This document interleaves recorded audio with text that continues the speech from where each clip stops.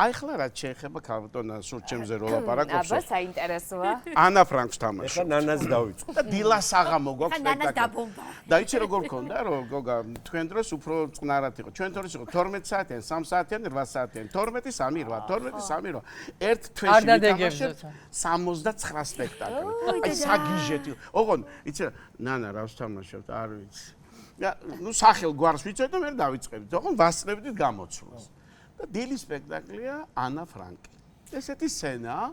ნანას ზინავს ქეთის ჩხეიძესთან ერთად, მე უნდა ჩამოვიდე. ანუ ქალბატონ ფრანკს და მის შვილს, ანას დედას ხამია. და და მე უნდა მოვიპარო პური, რომელიც ყველას პურია და მსუნაგი ვარ. ჩამოვედი იქ მერაბნინძე ზინავს, იქ ნანუკა გასულია, ირაკლი მაჭარაშვილი, აი ესეთი სცენაა. და ჩამოვდივარ რაღაცა არტისტობთ, მივედი, ჩავყავი ხელი. ამოვიღე. და ნანა უნდა ბატონო ვანდამ რას ჩადიხართ უნდა დაეწყოს? არაფერი, ხმას არ იღებს. ეხლა ვიქნე ეთყობა ისე კარგად ვიარტისტე რომ და კიდე გავაფხაკუნე უკვე. ხო. არ იღებს ხმას. მოვტრიალდი? და და ველოდები ბატონო ვანდამ აი თურმე ვინ იპარავს პურს? არა. უნდა ვთქვა ეს ფრაზა. ნანას ფრაზა, უცებ მესმის და ჩხეიძე იმდენად გველია. ოღონდ არ ხრინავდი. არა, მე ხნე ვამატებ ხო?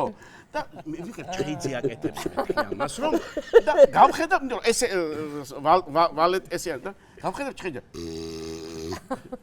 აი მე ვიფიქრე ესე იგი ნანას დაეძინა. 69-ს. ეხლა როგორ გინდა რომ გაიღვიძე პურს ვიპარავ ხო არ გააკეთებ ამას და პური როგორ მიყვარს აი მე და არა